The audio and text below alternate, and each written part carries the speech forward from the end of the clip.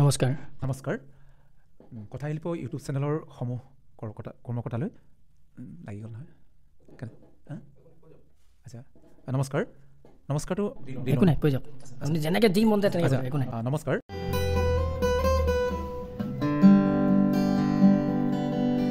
নমস্কাৰ মই মিণ্টু তালুকদাৰ কথাশিল্পৰ আজি অনুষ্ঠানলৈ সকলোকে স্বাগতম জনাইছোঁ আজি আমাৰ এই কথাশিল্প নামৰ ব্যতিক্ৰমী অনুষ্ঠানটিৰ প্ৰথম খণ্ডটিৰ অতিথি অসমৰ এগৰাকী জনপ্ৰিয় নাম তথা বিগত প্ৰায় ৩টা দশক তেখেত শিশুৰ সৈতে জড়িত হৈ আছে মইনাৰ সৈতে জড়িত হৈ আছে আৰু সেইগৰাকী ব্যক্তিৰ সৈতে আজি আমি কথা পাতিম সেইগৰাকী ব্যক্তি হৈছে শিশু ভাস্কৰ হেমন্তৰাজ মৰাণ আৰু পোনে পোনে আমি হেমন্তৰাজ মৰাণক আজি আমাৰ এই কথাশিল্পৰ অনুষ্ঠানটিলৈ স্বাগতম জনাইছোঁ নমস্কাৰ কথাশিল্প ইউটিউব চেনেলৰ সমূহ কৰ্মকৰ্তালৈ মোৰ ফালৰ পৰা আন্তৰিক অভিনন্দন জ্ঞাপন কৰিছোঁ আমাৰ এই ব্যতিক্ৰম যে অনুষ্ঠান কথাশিল্প এই কথাশিল্প নামৰ ব্যতিক্ৰম অনুষ্ঠানটোৰ যোগেদি আমি গ্ৰাম্য অঞ্চলৰ বিভিন্ন কামত জড়িত ব্যক্তিসকলক আমি চিনাকি কৰি দিয়াৰ আমাৰ আচলতে মূল লক্ষ্য যিসকলক বৰ্তমানলৈকে কোনো মিডিয়াই ঢুকিব নাই বা বিভিন্ন ধৰণৰ তেওঁলোকে ফকাছত অহা নাই এই মানুহসকলক লৈ আমি কথা বতৰা পাতিম সেয়ে আমি এবাৰ প্ৰথমবাৰৰ কাৰণে আমি এইবাৰৰ অতিথি হিচাপে আমি নিমন্ত্ৰণ জনাইছোঁ আমাৰ সকলোৱে চিনাকি বিগত প্ৰায় দশক ধৰি শিশুৰ লগত জড়িত এটা চিনাকি নাম হেমন্তৰাজ মৰাণ আৰু পোনে পোনে আমি হেমন্তৰাজ মৰাণ ডাঙৰীয়াৰ লগত আমি কথা পাতিবলৈ চেষ্টা কৰিম প্ৰথমতে আমি এটা কথা আপোনাৰ পৰা জানিম বা পাতিম যে শিশু ভাস্কৰ হেমন্তৰাজ মৰাণ এই শিশু ভাস্কৰটো আচলতে কি বা ক'ৰ পৰা আহিলে আপুনি যিহেতু আমি হেমন্তৰাজ মৰাণ বুলি আপোনাক সকলোৱে জানে কিন্তু এই শিশু ভাস্কৰ নামৰ এই যে উপাধিটো আহিল এই উপাধিটো কি আৰু কেতিয়াৰ পৰা আপুনি উপাধিটো পাইছে কথা আপুনি যিটো কথা কৈছে হেমন্তৰাজ মৰাণ হিচাপে আপুনি পাইছোঁ বুলি কৈছে কিন্তু তাৰ আগতে এটা কথা ক'ব লাগিব হেমন্তৰাজ মৰাণ নহয় হেমন্ত মৰাণ মই হেমন্ত মৰাণ হিচাপে মানে শিক্ষা গ্ৰহণ কৰিছিলোঁ তাৰপিছত ৰাজটো ঠিক তেনেকৈ ল'ৰা ছোৱালীবিলাকে দিয়া তেনেকুৱাকৈ তাৰপিছতে হেমন্তৰাজ মৰাণ আহিলে তাৰপিছতে শিশু ভাস্কৰ হেমন্তৰাজ মৰাণ আহিলে শিশু ভাস্কৰ যিহেতু 2000 চনৰ এই শিশু ভাস্কৰ উপাধিটো প্ৰদান কৰিছিল সদৌ অসম মইনা পাৰিজাতে প্ৰদান কৰিছিল এই শিশু ভাস্কৰ উপাধিটো এতিয়া আপুনি মানে শিশু ভাস্কৰ বুলি ক'লে আচলতে ভাল পাই চাগে যে শিশু ভাস্কৰ বুলি যদি যিহেতু মইনা পাৰিজাতৰ উপাধিটো দিছে শিশু ভাস্কৰ হেমন্তৰাজ মৰাণ বুলি ক'লে ভাল পায় নে হেমন্তৰাজ মৰাণ বুলি ক'লে আপুনি ভাল পায়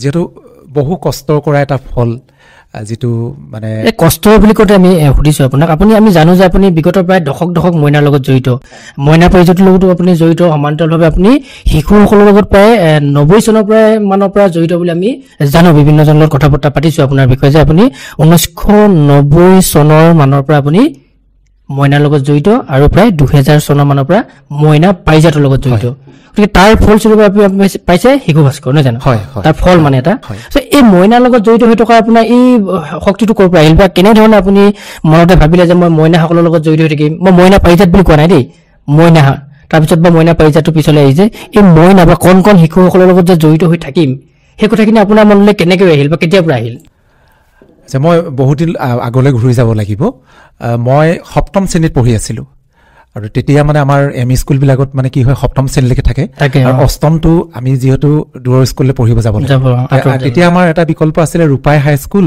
নতুবা ডুমডুমা সোণলাল ওচৰত বুলি ক'লে তাত ডুমডুমালৈ গৈছিলোঁ সোণলাল স্কুলখন চাবৰ কাৰণে গৈছিলোঁ তেতিয়া স্কুলখন চাবলৈ গৈছিলোঁ গাঁৱৰ পৰা মোৰ ৰঙাজানত মোৰ ঘৰ তাৰ পৰা গৈছোঁ আৰু গৈ তেতিয়া মানে চানা খাইছোঁ চানা চটপটি খুব ভাল পাওঁ চানা চটপটি খাওঁতে মানে হঠাৎ কাগজখনত মই মহাত্মা গান্ধীৰ ফটো এটা দেখিলোঁ আৰু তাত এটা মহৎলোকৰ বাণী দেখিলোঁ মানে চটপটি কাগজখনত আৰু সেইবিলাক খুব মই ক্লাছ 5ৰ পৰা সেইবিলাক খুব সংগ্ৰহ কৰোঁ আৰু তেতিয়া কি হ'ল মানে সেইখন পঢ়িলোঁ তাত এটা বস্তু দেখা পালোঁ লিখা যিটো মানে মহৎলোকৰ বাণী মানে মহাত্মা গান্ধীৰ যিটো বাণী তাত লিখা আছিলে যে আমি যদি পৃথিৱীত প্ৰকৃত শান্তি বিচাৰোঁ যুঁজৰ বিপক্ষে যদি প্ৰকৃত যুঁজ কৰিব বিচাৰোঁ তেতিয়াহ'লে শিশুসকলৰ সৈতে কাম আৰম্ভ কৰিব লাগিব সেই চটপটিত লিখা কাগজখনৰ মানে সেই বাণীটো সেই বাণীটো আপুনি তেতিয়াতো সপ্তম শ্ৰেণীত আছিলে আপুনি সপ্তম শ্ৰেণীত আছিলোঁ সেইটোৱে মই ক'বলৈ গৈছোঁ যে তেতিয়াতো আপুনি সপ্তম শ্ৰেণীত মানে মোটামুটি শিশু মই নিজে এগৰাকী শিশু তাৰপিছত মই সেই কি কৰিলোঁ সেই কাগজখন মই সলনি কৰি দিব ক'লোঁ আৰু সেইখন মই পকেটত ধুনীয়াকৈ ভৰাই থলোঁ আৰু সেইখন মই সাঁচি ৰাখিলোঁ পৰৱৰ্তী সময়ত মই এখন মোৰ বিভিন্ন গ্ৰন্থ চনটো পাহৰিছোঁ তথাপি অষ্টম শ্ৰেণী মানে তাৰপিছত সেই বাক্য আপুনি সেইখিনি শুনিলে বাৰু তাৰপিছত আপুনি সেই যিটো বাণী শুনিলে বা পঢ়িলে আপুনি কাগজখন থৈ দিলে তাৰপিছৰ পৰা আপুনি কেনেধৰণৰ আৰম্ভণি কেনেকে হ'ল? মই ধাৰাটো এনেকুৱা ধৰণৰ হ'ল, মই খুব সংগীতৰ বলীয়া, ঠিক তেনেকে মানে তেতিয়াৰ পৰা মই সংগীত শিকিবলৈ আৰম্ভ কৰিলোঁ। শাস্ত্ৰীয় সংগীত মোৰ গুৰু আছিলে প্ৰদীপ দহতীয়া ছাৰ আৰু তিনিচুকীয়া ফুলহেনৰে। তাৰপিছত কি হ'ল মানে মই এইফালে শাস্ত্ৰীয় সংগীত শিকো বা আধুনিকো শিকো, কোনো কথা নাই। সাংস্কৃতিক দিশটোৰ লগত আচলতে জড়িত। তেতিয়া মই কি কৰোঁ, এই সৰু সৰু ল'ৰা ছোৱালী, ময়ো অষ্টম নৱম দশম আৰু কৈশোৰ আৰু তেতিয়া মানে শিশুসকলক লৈ মই মানে আকৌ আৰম্ভ কৰোঁ, তেওঁলোকক মানে শিকাওঁ বিনামূলীয়াকৈ। কিন্তু এটা কথা, মই আজিলৈকে কোনো তেনেকুৱা ধৰণৰ মাচুল বহন মানে কাৰোৰ পৰা তেতিয়াৰ পৰা আজি তাৰিখলৈকে লোৱা নাই। আপুনি লোৱা নাই। এই কথাখিনি পাতোতে আচলতে আৰু দুটামান কথা আমি জানিব লাগিব বা আপোনাৰ পৰা পাতিম। যে আমি দেখিছো যে আপুনি মইনা পাৰিজাতত যিটো ক'লে ক'ৰ পৰা আৰম্ভ কৰিছিলে, মইনা পাৰিজাতৰ লগত কেতিয়া জড়িত বা শিশুসকলৰ লগত কেতিয়াবা জড়িত ইত্যাদি কথাবোৰ কৈছে। আমি আপোনাৰ বাসগৃহত দেখিছো যে আপোনাৰ বাসগৃহটো মানে এটা আচলতে বৰ বেলেগ আপুনি বনাইছে, যে ঘৰটোত এটা মিটিং হল আছে ডাঙৰ, সাউণ্ড চিষ্টেম, চকী, বা আপোনাৰ যদি ঘৰটোত সোমোৱা এটা মিউজিয়ামত সোমোৱা এনেকুৱা এটা পৰিৱেশ লাগে। মই গৈছো কেইবাবাৰো আপোনাৰ ঘৰলৈ, বিভিন্ন বাতৰি ক্ষেত্ৰতে হওক বা অন্যান্য ক্ষেত্ৰত মই আপোনাৰ ঘৰত গৈছো, তেতিয়া দেখিছো যে আপুনি মানে মিউজিয়াম টাইপ এটা ঘৰ বনাই দিছে ঘৰটো। এইবিলাক কি মানে আচলতে এইবিলাক ক'ৰ পৰা পইচাবিলাক? আপুনিতো টকা খৰচা হৈছে, লাখ লাখ টকা খৰচা হৈছে এইবিলাক নিৰ্মাণ কৰোঁতে, এই টকাবিলাক ক'ৰ পৰা আহিছে? আৰু সেইবিলাক আমি জানো যে আপুনি কি জানি মইনাৰ কাৰণে অকল এইবিলাক খোলা ৰাখিছে, এনেধৰণৰ কথাও শুনো। কি মানে কথাটো? আচল কথা হ'ল কি, সেইখিনি খৰচটো মোৰ নিজৰ গাঁঠি ধন।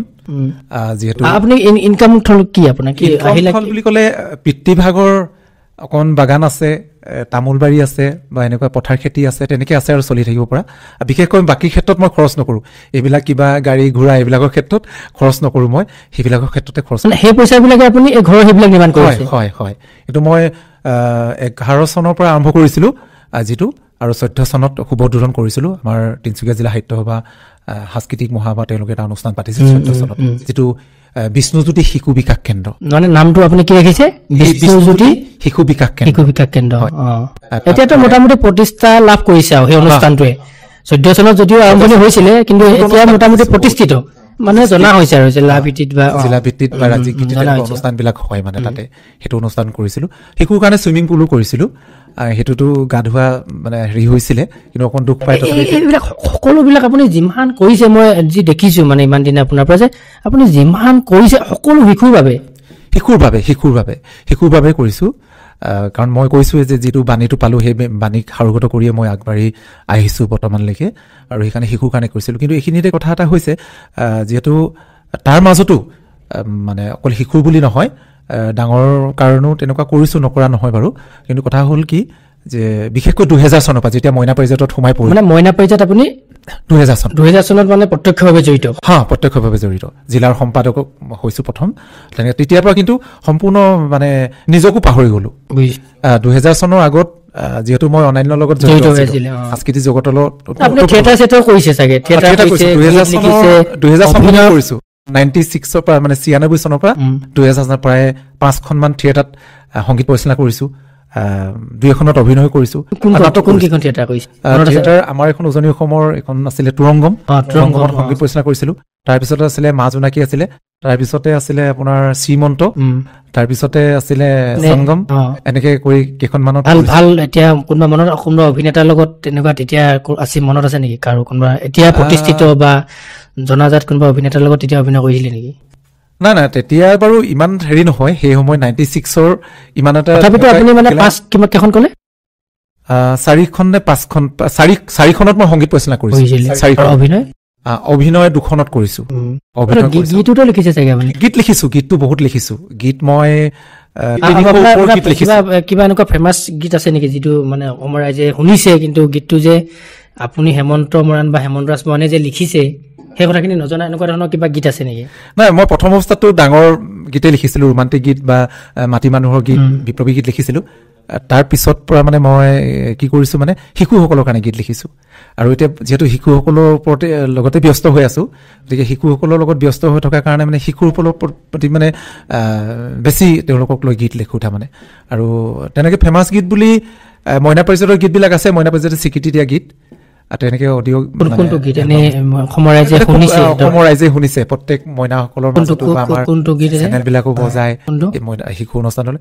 মইনা পাৰিজাত তোমাক স্বাগতম বুলি গীত এটা আছে অকমান যদি গুণগুণাই দিয়ে এটা মইনা পাৰিজাত তোমাক স্বাগতম মইনা পাৰিজাত তোমাক স্বাগতম ধন্য ধন্য তোমাৰ আদৰ্শ ধন্য ধন্য তোমাৰ আদৰ্শ এই গীতটোতো আচলতে চবেই শুনিছে আমিও শুনিছো গীতটো কিন্তু এই গীতটো যে আপুনি লিখিছে কিন্তু এই কথাখিনি বহুতে অসমবাসী আজি নাজানে আমি ব্যক্তিগতভাৱে মই নাজানো মই আজি আচলতে আজি মই প্ৰথমবাৰ ভাল কথা এটা আপুনি উপস্থাপন কৰিছে এই গীতটো আমি বিশেষকৈ আমি বুলিয়ে কৈছো বাৰু নিজকে মই বুলি ক'বলৈ অকণ বেয়া লাগে আৰু আমি বিশেষকৈ নেপথ্যত থাকি ভাল পাওঁ প্ৰচাৰ বিমুখ নেকি যে প্ৰচাৰ তেনেকুৱা নেকি যদি ইমান চক মই আপোনাক কৈছো ইমান আপুনি থিয়েটাৰ কৰিছে গীত লিখিছে অভিনয় কৰিছে আপুনি ইমান বছৰ শিশুৰ লগত জড়িত হৈ আছে মইনাৰ লগত জড়িত হৈ আছে বিভিন্ন ক্ষেত্ৰত জড়িত হৈ আছে তথাপিতো যেনেধৰণে আপুনি প্ৰচাৰ প্ৰসাৰ লাভ কৰিব লাগিছিলে বা এই ক্ষেত্ৰত ক'ৰবাত কমি হৈ থকা তেনেকুৱা অনুভৱ নকৰেনে নহয় সেইটো কথা নহয় মই আপোনাক ক'লোৱে যিহেতু 2000 চনলৈকে আজি যদি মই মইনা পাৰিজাতত যদি নোসোমালোহেঁতেন বা শিশুসকলৰ কাৰণে চিন্তা নকৰিলোহেঁতেন আজি যদি মই নিজৰ কাৰণে চিন্তা কৰিলোহেঁতেন নিজৰ কাৰণে যিখিনি টকা পইচা খৰচ কৰিছো শিশুসকলৰ কাৰণে সেইখিনি নিজৰ ক্ষেত্ৰত যদি খৰচ কৰিলোহেঁতেন আজিতো মই নকওঁ মই কোনটো স্থান পালোগৈহেঁতেন যথেষ্ট বহুত মই কৈছো কিন্তু ইয়াৰ মাজতো এই অনুষ্ঠানটোৰ লগত জড়িত থাকোঁতে বা শিশুসকলৰ সেৱা কৰোঁতে তেনেকুৱা নহয় মনৰ শান্তি কিবা আছে পাইছে আছে বহুত আছে মনৰ শান্তি সেইকাৰণে কৈছো আৰু মাজতে মই বেলেগ এটা কথা সুধিছো আচলতে আমি সমাজৰ লগত যেতিয়া জড়িত থাকো বিভিন্ন ক্ষেত্ৰত আপোনাক শুনো যে আমি মইনা পাৰিজাতৰ লগত আপুনি এই কাৰণে ইমান জড়িত হৈ থাকে আপুনি ক'ৰবাত মইনা পাৰিজাতৰ যোগেদি আপুনি ধন অহাৰ কিবা ৰাস্তা আপোনাৰ আছে নেকি বা বহুতে ভাবে যে কিয় কাৰণে নহ'লে মইনা পাৰিজাতৰ কাৰণে ঘৰ বনাই দিছে মইনা পাৰিজাতৰ কাৰণে আমুক কৰি দিছে তামুক কৰি দিছে ইমানবোৰ কিয় কৰি আছে আপুনি যদি একো নাই বহুতে কয় যে মইনা পাৰিজাতৰ ক'ৰবাত কিবা ৰাস্তা আছে ধন অহা পইচা অহা সেইকাৰণে হেমন্ত ৰাজ মানে সেইকাৰণে পইচা পাইছে কিন্তু ৰাইজে নেদেখায় কিন্তু বনাই আছে নাম কৰি আছে যে হেমন্ত ৰাজ মহন নিজে বুলি এনেকুৱা ধৰণৰ কিবা কথা আছে নেকি আকৌ নাই সেইটো চক মই কথা এটা কৈছো আপোনাক মই আকৌ ঘূৰি গৈছো যে যিটো মহাত্মা গান্ধীৰ যিটো বাণী গতিকে মোৰ কথা হ'ল যে আমি পৃথিৱীত শান্তি বিচাৰিছো আৰু দ্বিতীয় কথা হ'ল কি আৰু শান্তি বিচাৰিবলৈ হ'লে আমি শিশুসকলক গুৰুত্ব দিবই লাগিব আৰু বিশেষকৈ শিশুসকলক গুৰুত্ব দিলে আমাৰ সমাজত শান্তি প্ৰতিষ্ঠা হ'ব গতিকে সেইটোৱে লাগে শান্তি বিচাৰিছো আৰু দ্বিতীয় কথা হ'ল কি টকা পইচা কথাটো হয় আজিকালি বহুতে ভাবিব কিবা সংগঠন কৰা বা কিবা এটা এই ক্ষেত্ৰত মানে ধৰি লওক কিবা স্বাভাৱিক ভবাটো আৰু ভবাটো স্বাভাৱিক কিন্তু আমাৰ ক্ষেত্ৰত সেইটো সম্পূৰ্ণ বিপৰীত ধন চন পইচা পাতি কথা একচুৱেলি মই এইকাৰণে কৈছো মোৰ এটা ৰেকৰ্ড মই মইনা পাৰিজাতত যেতিয়া 2000 চনত সোমাইছিলো তেতিয়া আমাৰ বিষয়ববীয়াসকলক কৈছিলো চেণ্ট্ৰেল কমিটিৰ মানুহক কৈছো বা আমাৰ তিনিচুকীয়া জিলা বিষয়ববীয়াসকলক কওঁ যে আমাৰ হেৰি নাছিলে কুপন নাছিলে ৰিচিপ্ট বুক নাছিলে আৰু যিমান অনুষ্ঠান কৰিছিলো আৰু শুভাকাংক্ষী ব্যক্তি আছিল পকেটত কৰিছিলো একদম স্পষ্ট কথা মোৰ শুভাকাংক্ষী কেইবাজনো আছিলে তেওঁলোকক সহায় কৰি আমি কৰো মই কেইটামান বস্তু খুব বিৰোধ কৰো বন্ধ সংস্কৃতি চান্দা সংস্কৃতি এতিয়া আমি বিহু পাতো মই মানে সেই ক্ষেত্ৰত এটা শুনো যে আপুনি বিহু পাতে ৰঙাজানৰ বিহুখনত আপুনি এটা মোটা অংক ধন দি দিয়ে এনেকুৱা ধৰণৰ কথা অধিৱেশন পাতে বহুত কিবা কিবি মোটা অংক ধন মানে এইটো পকেটৰ পইচা দি থাকে পকেটৰ পইচা দিওঁ মোৰ প্ৰত্যেক ভাগৰ প্ৰত্যেক সম্পত্তি হিচাপে আছে বুজি পাইছো সেইখিনি পাওঁ সেইখিনি দিওঁ যিখিনি আছে তাৰ পৰাই দিয়ে মানে আপোনাৰ খৰচ নকৰো সেইবিলাক বেলেগ মানে ধৰক ধন খুব ভাল পাওঁ ধন অহাৰ বেলেগ ৰাস্তাটো আপোনাৰ একো নাই নাই একো ঠিকা ঠুকুলি নাই কৰিছিলো 2011 চনত খুব কেইজন মানে ধৰি একদম ডিঙিতে মানে টেপা মাৰি ধৰিলে আৰু যে কিবা এটা কৰি চাব লাগে বিজনেছ কৰিছিলো ভাটাৰ বিজনেছ এটা কৰিছিলো খুব লাভো হৈছিলে জীৱনৰ ইটা ভাটা 11 চনত এটাই বিজনেছ কৰিছিলো এতিয়া মানে প্ৰত্যেক সম্পত্তি তামোল চাহ বাগান তাৰ বাহিৰে বেলেগ মানে আপুনি ঠিকা ঠুকুলি ইটা ভাটা এনেকুৱা ধৰণৰ নাই একো নকৰো আজিলৈকে কোনো ধৰণৰ তেনেকুৱা নকৰো আৰু মইতো কৈছো চান্দা সংস্কৃতি বুলি কোনোদিন মইনা পাৰিজাতৰ হৈ যিহেতু 2000 চনৰ পৰা আছিলো কাৰো ওচৰত মানে নাই হাত পাতি পোৱা নাই শাখাবিলাকে পাতে হৈ যায় আপুনি সেইখিনি বুজি পাইছো আৰু এটা কথা সুধিছো মই আপুনি যে আমি দেখিলো যে 90 চনৰ পৰা শিশুৰ লগত জড়িত 2000 চনৰ পৰা আপুনি মইনা পাৰিজাতৰ লগত প্ৰত্যক্ষভাৱে জড়িত আৰু শেহতীয়াকৈ মানে আমি দেখিলো যে আপুনি বিবাহপাশত আবদ্ধ হ'ল মানুহৰ মাজত এটা মানে গুজব আছিলে যে হেমন্ত ৰাজ মানে বিবাহপাশত আবদ্ধ নহয় কাৰণ শিশু মানে কি বুলি কয় মইনা প্ৰেম থকাৰ কাৰণে আৰু বেলেগ প্ৰেম কি দৰকাৰ এনেকুৱা ধৰণৰ মানে এটা কথা চলি আছিলে কিন্তু আমি দেখিলো যে শেহতীয়াকৈ আপুনি বিবাহপাশতো আবদ্ধ হ'ল এই বিবাহপাশত আবদ্ধ হোৱাৰ পিছত আপোনাৰ সেই মইনা প্ৰেম শিশু প্ৰেম এইবিলাক কথা আঁতৰি যাব নেকি বা এইবিলাক ধৰণৰ কিবা আছে নেকি? নাই সেইটো কেতিয়া হ'ব নোৱাৰে। এতিয়া আমি যেতিয়া বিবাহপাশত মানে আবদ্ধ হলো, এতিয়াতো শিশুসকলৰ কাৰণে কাম কৰিবৰ কাৰণে বেছি এটা হেৰি পাইছো, সাহস পাইছো, শক্তি পাইছো। গতিকে এতিয়া মই আৰু বেছি কাম কৰিবলৈ আগবাঢ়িছো শিশুসকলক। এতিয়া কি পৰিকল্পনা হাতত লৈ থৈছে? যে পৰিকল্পনা এইটো বহুত দিনৰ এটা মোৰ মানে এটা আশা এটা আছিলে, আশাটো পূৰ কৰিবলৈ গৈছো যে শিশুসকলৰ কাৰণে, বিশেষকৈ মইনা পাৰিজাতৰ 14 বছৰ তলৰ যিখিনি ল'ৰা ছোৱালী সেইখিনিক মইনা হিচাপে ধৰা হয়, মইনা পাৰিজাতৰ শিশু হিচাপে। আৰু সেই 14 বছৰ ভিতৰৰ ল'ৰা ছোৱালীখিনিৰ কাৰণে যিখিনি সংগীতৰ লগত জড়িত, যিখিনি শিশু সংগীতৰ লগত জড়িত, তেওঁলোকৰ কাৰণে এটা ষ্টুডিঅ', অডিঅ' ষ্টুডিঅ' বিজ্ঞান খৰচ আছে। ইতিমধ্যে প্ৰাৰম্ভিক কামখিনি হৈছে আৰু তাত মানে শিশুসকলৰ 14 বছৰ তলৰ শিশুসকলৰ নাই নালাগে, সেইটো ৰেকৰ্ডিংটো ফ্ৰী, একদম ৰেকৰ্ডিং সম্পূৰ্ণ ফ্ৰী। সেইটো মই 14 বছৰ ওপৰৰ হয় সেইখিনি কৰিম নে নকৰিম পিছৰ কথা, কিন্তু 14 বছৰ ভিতৰখিনি যাতে মই কাৰো নাই খৰচ আছে সেইখিনি মই নিজেই অনুমান কৰিব পাৰিছো যে খৰচটো হ'ব ভৱিষ্যতো, মানে সেইখিনি সম্পূৰ্ণ হৈ থোৱাটো খৰচ হ'ব। কিন্তু এটাই কথা ঘোষণা কৰিছো সকলোকে, এইটো ফ্ৰী, মানে 14 বছৰ তলৰ ল'ৰা ছোৱালী ষ্টুডিঅ'টো হ'ব, তাত গীত ৰচনা হ'ব, বাণীবদ্ধ হ'ব, ওলাব, ৰাইজে শুনিব কৰিব। আৰু তেনেকুৱা ধৰণৰ কিবা শিশুৰ লগত জড়িত মানে আৰু কি কৰিব বিচাৰে শিশুৰ কাৰণে, আৰু কৰা কি সপোন মনত পুহি ৰাখিছে, বা ৰাইজলৈ কিবা আহ্বান থাকিব নেকি যে শিশুৰ লগত এনেকে ধৰণৰ কাম কৰক, তেনেধৰণৰ কাম কৰক? এনেকেতো কৈ যে আজিৰ শিশুৰ কাইলৈ দেশৰ নাগৰিক, শিশুসকলক যদি আমি সঁচাকৈ ভাল কৰি পঠাব পাৰোঁ, শিশুটোৱে যদি এটা মন মগজু সুস্থ কৰি পঠিয়াব পাৰোঁ, তেতিয়াহ'লে সমাজখন শুদ্ধ হ'ব, সুস্থ হ'ব, এখন ভাল সমাজ আমি আচলতে আশা কৰিব পাৰোঁ। সেইকাৰণে আপুনি আচলতে ধন্যবাদৰ পাত্ৰ যিয়ে নহওক। কিন্তু আৰু আপোনাৰ তেনেধৰণৰ কিবা সপোন আছে নি, বা ৰাইজলৈ কিবা থাকিব নেকি আহ্বান? এতিয়া সপোন মানে কি আৰু আছে, বহুত আশা আছে। এতিয়া মই শিশু নাট আৰম্ভ কৰিছোঁ, ইতিমধ্যে এখন হৈ উঠিছে, যিখন মানে আপোনাৰ কলিয়াবৰত প্ৰদৰ্শন কৰিলে আমাৰ তিনিচুকীয়া জিলাই।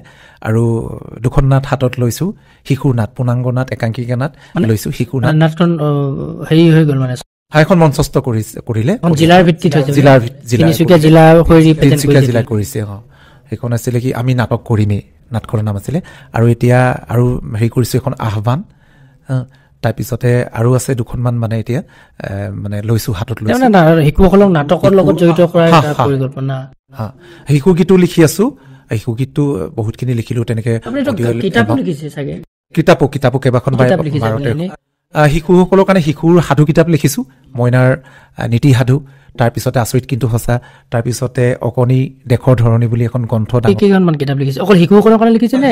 শিশুৰ কাৰণে লিখিছোঁ, ডাঙৰ সমাজৰ অন্যান্য ব্যক্তিসকলৰ কাৰণে আছে, মনত আছে তেনেকুৱাকে। এখন অকণি দেশৰ ধৰণী, এখন 14 চনত শিশুৰ বিভিন্ন শিশুসকলক কেনেকৈ আমি আগুৱাই নিব পাৰোঁ, শিশুসকল কেনেকৈ উন্নতি আমি কৰিব পাৰোঁ, সেইখিনিৰ ওপৰত লিখিছোঁ। তাৰপিছত শিশুসকলক লৈ লিখিছোঁ প্ৰায় সাধু বা এনেকুৱা গল্প, এনেকুৱা কেইবাখনো। আপুনি লিখাৰ মানে বিশেষভাৱে আপুনি শিশুৱে আৰু গান 2000 চনৰ পৰা সম্পূৰ্ণ মানে গোটেইবিলাক সম্পূৰ্ণ শিশু অবিহনে আৰু মানে বেলেগ কথা নাই। আৰু এটা মই আপোনাক কথা আমি জানো বা দেখিছোঁ যে আপুনি কিবা এটা কামত যেতিয়া লাগে, যি কামেই নহওক কামটো লাগিয়ে থাকে। মই দেখিলোঁ যে অলপ দিনৰ আগতে মোকে আপুনি ফোন এটা কৰিছিলে যে বোলে ৰাস্তা কাষতে মানুহ এজন বহুদিন যদি বুঢ়া মানুহ এজন আছে, তেখেতক কিবা ব্যৱস্থা কৰিব পাৰি নেকি, এনেকুৱা ধৰণৰ কৰিলে। যে আমি কথা বতৰা পাতিলোঁ, যদিও বৰ্তমানলৈকে আমি একো সফলতা লাভ কৰা নাই, তথাপিতো কিন্তু আমি দেখিলোঁ যে তাৰপিছত আপুনি ক্ৰমান্বয়ে মানুহজনৰ লগত লাগি তেখেতক ঘৰ বনাই দিছে, দৈনিক খোৱা আপুনি দিছেগৈ নি, মানুহজনক কাপোৰ কানি দিছে। আজিৰ তাৰিখতো মই আজি এদিনৰ পৰা অলপ আগত তেতিয়া আহি আছোঁ, তেতিয়াও মানুহজনক দেখিছোঁ যে তেখেতে তাতে বৰষুণ দি আছে, চিপচিপীয়া বৰষুণত বহি আছে। আপুনি মানে এতিয়া ঘৰতে বহি আছে। এই যে আপুনি একেটা কামত লগা কামটোত যে লাগিয়ে থাকে, তাৰ আঁৰত আপোনাৰ কিবা বেলেগ উদ্দেশ্য আছে নেকি? যে ৰাজনীতি কৰিম, MLA হ'ম, মন্ত্ৰী, এনেকুৱা কিবা আছে নেকি? বহুতে কয় যে কিয় লাগি থাকিব, কিবা এটা উদ্দেশ্য থাকিব লাগিব। গতিকে আপোনাৰ উদ্দেশ্য এইটো নেকি যে মই আজি আপোনাক প্ৰায় সুধি দিছোঁ ওচৰতে যে কিবা এনেকুৱা ধৰণৰ আছে নেকি, ৰাইজৰ প্ৰতিনিধি হোৱা কিবা মনত আশা পুহি ৰাখিছে নেকি আপুনি? 2003 চনতে এটা প্ৰতিজ্ঞা কৰিছিলোঁ এটা নামঘৰত, কেইবা শতাধিক শিশুৰ সন্মুখতে দেৱশিশু মূৰত ধৰি যে জীৱনত অভাৱত পৰিলে যেহেতু বৰ্তমান শিশু মঞ্চত আছোঁ চুৰ মঞ্চলৈ যাম ডকাইত মঞ্চলৈ যাম জুৱাৰী মঞ্চলৈ যাম খুনি মঞ্চলৈ যাম কিন্তু ৰাজনৈতিক মঞ্চলৈ নাযাম 2003 চনত 3 চনত এতিয়া 2024 চন 24 গতিকে প্ৰায় 21 বছৰ 21 বছৰ এই ৰাজনৈতিক দলত 21 বছৰ আগতে আপুনি কি প্ৰতিজ্ঞা কৰিছে কি প্ৰতিজ্ঞা হেতু আকৌ মানে ৰাজনীতি বস্তুটোত আপুনি বুজি পাইছে কিন্তু তথাপিতো আপুনি 21 বছৰ আগতে প্ৰতিজ্ঞা ল'ব লাগে আপুনি কিহত মানে কি হৈছে তেতিয়াই মই ভূত ভৱিষ্যতৰ কথা গম পালো যে ৰাজনীতি কি কৰিব নোৱাৰিব মানুহক কিমান এতিয়া বয়স মানে 47 পাৰ হৈ 48 হৈ আছে ইমান বছৰ আজি তাৰ 21 বছৰ আগতে আপুনি প্ৰতিজ্ঞা লৈছিলে ৰাজনীতি নকৰো বুলি কিহৰ কাৰণে ল'ব লগা হৈছে নাই কিহৰ কাৰণে একো নাই মাত্ৰ দেখিছোঁ যে আমাৰ সমাজত ৰাজনীতিয়ে কেনেকৈ মানুহক মানে একদম মানে থানবান কৰি দিব পাৰে এতিয়াতো দেখিছেই প্ৰতিছবিখন গতিকে সেইকাৰণে তেতিয়াই ক'লো যে নহয় নহ'লেতো বহুত মানুহে টানিছিলে বহুত মানুহে কৈছিলে যে নহয় যে আপুনি এইটো কৰিব লাগিব এসময়ত তেনেকুৱা ধৰণৰ কথা গতিকে সেইকাৰণে সেইটো প্ৰতিজ্ঞা কৰিছিলোঁ যে এই বস্তুটোলৈ নাযাওঁ মই এতিয়াও আপোনাক কৈছোঁ যদি কিবা অভাৱত পৰোঁ মই বেয়া সকলোলৈ গৈছো ৰাজনীতি ৰাস্তাত পৰাপক্ষত নাযাওঁ তথাপি কৈছোঁ যাবলগীয়া হ'লে সেইটোলৈ মানুহে যিটো ভাবি থাকে বা ভাবিছে যে ইমান লগা কামটোত লাগি থাকে গতিকে তেখেতৰ কিবা এটা সপোন আছে সেইবোৰ নহয় মানে নাই মানে পোনচাতে আপুনি নাকচ কৰিছে আপোনালোকৰ ইয়াত বুলি নহয় ডাঙৰ ডাঙৰ সভাত ৰাজহুৱা সভাতো কওঁ যে ৰাজনীতিৰ ওপৰত যে মোৰ প্ৰতিজ্ঞা আছে আপোনালোকে চিন্তা নকৰিব মই কেতিয়াও সেইখন মঞ্চত জাপ নিদিওঁ গতিকে মোৰ প্ৰতিজ্ঞা আছে 2003 চনত মই ইমান লাগে কওঁ আপোনালোকে যদি দেখে মোক জাৰুদি কোবাব ৰছীয়েদি বান্ধি ৰাস্তাত কোবাব বুলি কওঁ আৰু এটা কথা আমি আপোনাক দেখিছোঁ যে আপুনি দেখিছোঁ যে বিভিন্ন ক্ষেত্ৰত আমি অসমত মানে যেতিয়া মানুহবিলাক মৰে এতিয়া শিল্পী দিৱস আজি যদি বিষ্ণুৰাভা দিৱস এইবিলাক মৃত্যু দিৱসবিলাক উদযাপন কৰে খুব ধামধুমেৰে চৰকাৰে হওক দল সংগঠনে হওক যোনে নহওক আৰু মানে খুব ধামধুমেৰে অনুষ্ঠিত কৰে মৃত্যু দিৱসটো কিন্তু তাৰ বিপৰীতে আপুনি মানে মই দেখিছোঁ যে বিভিন্ন মেলে মিটিঙে আপুনি এটা কথা কয় যে আৰু আপুনি অনুষ্ঠিত কৰি আহিছে এটা ব্যক্তিক্ৰম ৰূপে যে জন্ম দিৱসটোহে আমি উদযাপন কৰিব লাগে এনেধৰণকে আপুনি মানে কৈছে কথাটো কি মানে কি বিচাৰে আপুনি কি মেছেজ দিব কি ক'ব না চক মৃত্যু আৰু জন্মৰ মাজত যেনেকৈ সুখ আৰু আনন্দ প্ৰকাশ পায় আমি সেই শ্ৰদ্ধাৰ ব্যক্তিসকলক আমি সেই অনুভূতিৰে তেওঁলোকক আমি স্মৰণ কৰিব লাগে তো আপুনি যদি এটা কথা মন কৰিব অসমৰ বাহিৰে বিশ্বৰ কোনো এখন দেশত কোনো অগাধ পণ্ডিতসকলৰ মৃত্যু তিথি এই দিৱস হিচাপে পালন কৰা কোনো নকৰে কোনো বিশ্বৰ কোনো এখন দেশত এই অসমৰ নিচিনা মুলুকতে এই মানে কত বিশ্বব্ৰহ্মাণ্ডত মৃত্যু দিৱসটো আপুনি বেয়া দিন আচলতে মন কৰক জৱাহৰলাল নেহৰু আপুনি ক'ব পাৰিবনে তেওঁ মৃত্যু তিথি কেতিয়া আপুনি মোক ক'ব পাৰিব এতিয়া নোৱাৰে ডক্টৰ সৰ্বপল্লী ৰাধাকৃষ্ণনৰ মৃত্যু তিথি আপুনি ক'ব নোৱাৰে তাৰপিছতে আপুনি আৰু অন্যান্য ব্যক্তি মহাত্মা গান্ধীৰ মৃত্যু তিথিটো এতিয়া অকণমান জানো আমি জন্মটোৱে জানো গতিকে ঠিক তেনেকে সুভাষ চন্দ্ৰ বসু বা সেইখিনি কৈছো বা অগাধ পণ্ডিতসকলৰ কথা কৈছো অসমত এই আপোনাৰ বিষ্ণুৰাভাৰ জন্মদিনটো নাজানেই বহুতে তাৰপিছতে দ্বিতীয় হ'ল জ্যোতিপ্ৰসাদৰ আমাৰ কথা হ'ল কি আমি তেওঁলোকক আমি জন্মদিনটো তেওঁলোকক পালন কৰিব লাগে আমি মৃত্যু দিনটো পালন কৰিম আমি কিন্তু শোক দিৱস হিচাপে আমি সেইদিনাখন তেখেতৰ দুই এটা গীত আমি পৰিৱেশন কৰিম কবিতা আবৃত্তি কৰিম তেনেকুৱাকে আমি মৃত্যু দিৱস পাতে জন্ম দিৱসটো আপুনি পাতে জন্ম দিৱসটো পাতে কাৰ পাতে জন্ম দিৱস অনুষ্ঠানত তাৰপিছতে বিষ্ণুপ্ৰসাদ ৰাভাৰ তেনেকে বিশেষকৈ দুজনকহে আমি মাৰি আছো মৰাৰ পিছত আকৌ মাৰি আছো গতিকে তেওঁলোকক আমি সেইটো কৰিব নালাগে দুজনৰ জন্ম দিৱসটো আপুনি পাতে কিমান বছৰ পৰা পাতি আহিছে এইটো 14 চনৰ পৰা পাতিছো পিছে এই কৰোনাৰ পাছত এবাৰ পতা হৈছে তথাপি মাজত আকৌ এবছৰ আৰম্ভণিটো আপুনি 14 চনত 14 চনৰ পৰা পাতিছো সেইকাৰণে এইটো ক্ষেত্ৰত কি আহ্বান জনাব অসমৰ ধৰক আছো যুৱ ছাত্ৰ পৰিষদ বা বিভিন্ন যিবিলাক আমাৰ ৰাজনৈতিক দল সংগঠন আছে তেওঁলোকলৈতো এইটো আহ্বান আপুনি এগৰাকীতো সমাজ সেই ব্যক্তি গতিকে আপুনি তেওঁলোকলৈ মুকলি আহ্বান যদি আমি কওঁ মজিয়া এখন দিওঁ আপোনাক যে আপুনি কি আহ্বান জনাব আছুলে কি ক'ব এটা কথা আমি এই অনুষ্ঠান পাতি অসমৰ জাতীয় বা জনগোষ্ঠীয় সংগঠনৰ ছাত্ৰ সংগঠনৰ নেতৃবৃন্দক আমি আমন্ত্ৰণ জনাইছোঁ। তেওঁলোকক আমি অনুৰোধ কৰিছিলোঁ যে আপোনালোকে অনাগত দিনত এইসকল ব্যক্তিৰ জন্ম দিৱসটো পালন কৰক, মৃত্যু দিৱস নহয়। মৃত্যু দিৱসটো এনেকুৱাতে হয় যিটো আমেৰিকাই লাডেনৰ মৃত্যুত যেনেকৈ উলহ-মালহেৰে আতচবাজি ফুটাই যেতিয়া পালন কৰিছিল তেনেকুৱা ধৰণৰ হৈছে। গতিকে আমি তেওঁলোকৰ সেই দিনটো আমি শোক প্ৰকাশ কৰিব লাগে। মৃত্যু দিনটো তেওঁলোক আঁতৰি গৈছে, সেইদিনাখন আমি দুখ, সেইদিনাখন আমি ফূৰ্তি ফাৰ্তা কৰি ফাংচন কৰি সেইবিলাক আমি কৰিব নালাগে। মই ছাত্ৰ সংগঠনৰ প্ৰতি বা আমাৰ যিয়ে হওক যি সংগঠনৰ প্ৰতি অনুৰোধ জনাইছোঁ যাতে যিটো নৱপ্ৰজন্মক আমি তেনেকুৱা ধৰণৰ ব্যক্তিৰ যাতে জন্ম দিৱসটোহে আমি পালন আপোনাৰ চব ব্যতিক্ৰম টাইপ এনেকুৱা লাগিছে মোৰ কথাবিলাক। আপুনি এইটো আৰু এটা আমি দেখিছিলোঁ যে সৰ্বশিক্ষাৰ যিটো কাঠ পেঞ্চিল আৰু চিহ্নক লৈ কিবা এটা হেৰি হৈছিলে, আৰু সেইটোক লৈও আপুনি মানে বিভিন্ন মেলাই মিটিঙে বা মই পাইছো আপোনাক যে আপুনি তাৰ ঘূৰ প্ৰতিবাদ কৰি আহিছিলে যে এইটো কি কথাটো অলপ বুজাই দিয়কচোন। কথা চাওক, এডাল কাঠ পেঞ্চিল আমি যেতিয়া আপুনি পঢ়িছে মই পঢ়িছো, যেতিয়া এল পি হওক বা এম ই হওক য'তে পঢ়িছো, বিশেষকৈ এল পি আৰু এম ইতে কাঠ পেঞ্চিল লাগে, এল পি লাগে। যেতিয়া হেৰি হয় আপোনাৰ কাঠ পেঞ্চিল ভৰিত লাগে তেতিয়া আমি কি কৰো মানে মূৰত 3 বাৰ লগাওঁ। কিন্তু কথা হ'ল কি সেই কাঠ পেঞ্চিলডালক সৰ্বশিক্ষাই কি কৰিছে, 2টা ল'ৰা ছোৱালীক মানে দুফালে বহাই আলোকৰ যাত্ৰালৈ পঠিয়াই দিছে, আৰু সৰ্বশিক্ষা সেইটোৱে মানে সৰ্বশিক্ষা চিম্বল হিচাপে ব্যৱহাৰ কৰিছে। প্ৰতিবাদ কৰিছো, সৰ্বশিক্ষাৰ লগত আমি ফাইট কৰিছো, বহুত কাগজ পত্ৰ হেৰি কৰিছো, মই স্বাক্ষৰ গ্ৰহণ কৰিছো। তেওঁলোকে আশ্বাসো দিছিলে সৰ্বশিক্ষাই যে আমি সৰ্বশিক্ষাৰ যিবিলাক মুৰব্বী তেওঁলোকৰ লগত আপুনি কৰিছো জিলা পৰ্যায়ৰ ৰাজ্যিক পৰ্যায়ৰ। কিন্তু তেওঁলোকে কয় হ'ব কৰিম, বা আমাৰ কিছুমানে কয় ৰজাঘৰীয়া কৰে নহয়, সেইটো আমাৰ অধিকাৰ নাই, এইটো চেণ্ট্ৰেল কমিটিৰ অধিকাৰ আছে। যি কি নহওক, তাৰপিছতে আমাৰ সৰ্বশিক্ষাৰ পৰা সমগ্ৰ শিক্ষা আহিলে। কিন্তু ক'ত এতিয়াও ভুল, কাৰ ভুলৰ কাৰণে নাজানো, এতিয়াও সেই কাঠ পেঞ্চিলডালৰ মাজে মাজে ভুমুকি মাৰে। কিছুমান চিম্বলত দেখিছো, কিছুমানত কিন্তু কিতাপ এখন আছে এনেকুৱা ধৰণৰ আছে সমগ্ৰ শিক্ষা চিম্বলটো, কিন্তু সেই কাঠ পেঞ্চিল ইমান অসুবিধা, ইমান বেয়া লাগে কৈছো ন। চাওক কাঠ পেঞ্চিলডালত সেইডালত আৰু 2টা ল'ৰা ছোৱালীয়ে তেনেকে আলোকৰ যাত্ৰালৈ যোৱাৰ তেনেকুৱা এটা প্ৰতীক চিহ্ন দিব লাগে জানো কওকচোন? ইমান অভদ্ৰ হুচাইছে মানে আমাক। সেইটো হয়, সেইটো আপুনি হেৰি কৰিছে। আপুনি আমি জানো যে আপুনি নাটকৰ লগত জড়িত বা বিভিন্ন ক্ষেত্ৰৰ লগত আপুনি জড়িত, বিশেষকৈ সাংস্কৃতিক বুলি ক'লে আচলতে হেমন্তৰাজ মৰাণ তিনিচুকীয়াত মানে এটা মানে চিনাকি নাম সাংস্কৃতিক ক্ষেত্ৰতে, সেইটো হ'ল হেমন্তৰাজ মৰাণ। আপুনি আমাৰ যিসকল বৰ্তমান লোকশিল্পী, এই লোকশিল্পীসকলক আমি দেখিছোঁ যে তেওঁলোকৰ আদৰবিলাক লাহেকৈ কমিছে নেকি? গ্ৰাম্য অঞ্চলতে হওক, স্বীকৃতি দিয়াৰ ক্ষেত্ৰত চৰকাৰেই হওক, বা আমি দেখোঁ যে বিভিন্ন দল সংগঠনে যিবিলাক বঁটা বাহন দিয়ে, এইবিলাক কিন্তু গ্লেমাৰ মানুহবিলাককে তেওঁলোকে দিব বিচাৰে না। তেওঁলোকে যে এই গ্ৰাম্য অঞ্চলৰ যিবিলাক আমাৰ লোকশিল্পী আছে বিভিন্ন ক্ষেত্ৰত, এই লোকশিল্পীবিলাকক কিন্তু যেনেধৰণে স্বীকৃতি দিব লাগে দিয়া নাই। এই ক্ষেত্ৰত আপুনি কি ভাবে, কি ক'ব? চাওক, যুগৰ পৰিৱৰ্তন ঘটিছে, সেইটো সকলোৱে জানিছে। কিন্তু কথা হ'ল কি, যুগৰ পৰিৱৰ্তন ঘটিলে বুলি আমি অতীতকটো পাহৰি গ'লে নহ'ব, কেতিয়াও নহ'ব। হয়, বৰ্তমান যুগটো হৈছে প্ৰতিযোগিতামূলক যুগ, গতিকে প্ৰতিযোগিতামূলক যুগৰ লগত আমি খোজ মিলাবলৈ আমি প্ৰতিযোগিতাত অৱতীৰ্ণ হ'বই লাগিব। মানে এইবিলাক প্ৰতিযোগিতা হৈছে, এতিয়া গান গোৱাটো প্ৰতিযোগিতা হৈছে, মঞ্চত গান গোৱাটো কম্পিটিশ্যন, প্ৰাইজ নাপাব পাৰে কিন্তু প্ৰতিযোগিতা হৈছে, কোনে কিমান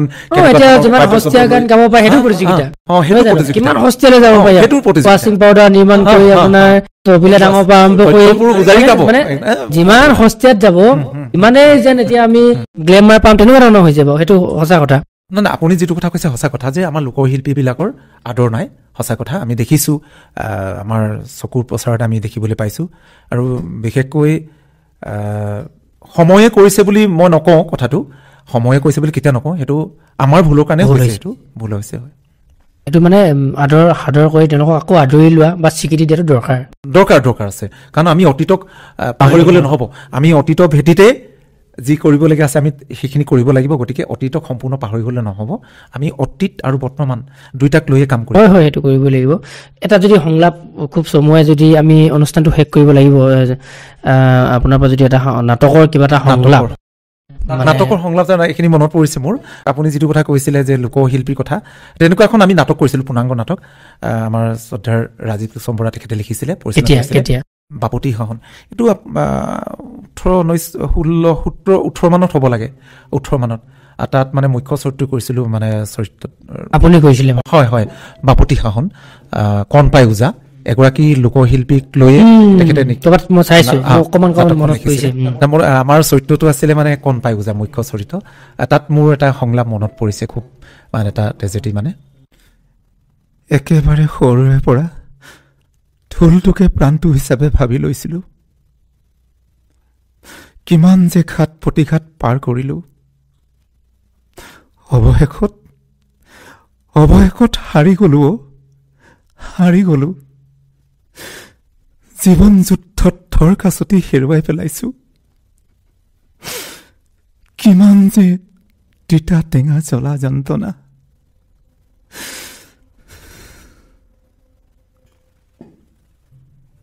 আমি অনুষ্ঠানৰ শেষৰ ফালে আগবাঢ়িছো। আপুনি যিহেতু প্ৰায় 90 চনৰ পৰা মইনাৰ লগত জড়িত, শিশুৰ লগত জড়িত, বা 2000 চনৰ পৰা আপুনি মইনা পাৰিজাতৰ লগত জড়িত, মানে শিশুৰ লগত জড়িত আপোনাৰ প্ৰায় 3টা দশক অতিক্ৰম কৰিছে শিশুৰ লগত জড়িত 90 চনৰ পৰা যদি আমি ধৰো।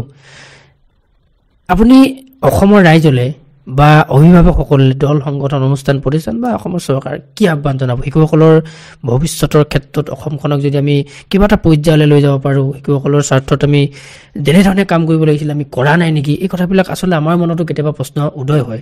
গতিকে আপুনি এই কথাখিনি কেনেধৰণে আহ্বান জনাব, মুকলিভাৱে আপুনি কি ক'ব এই কথাখিনি সন্দৰ্ভত?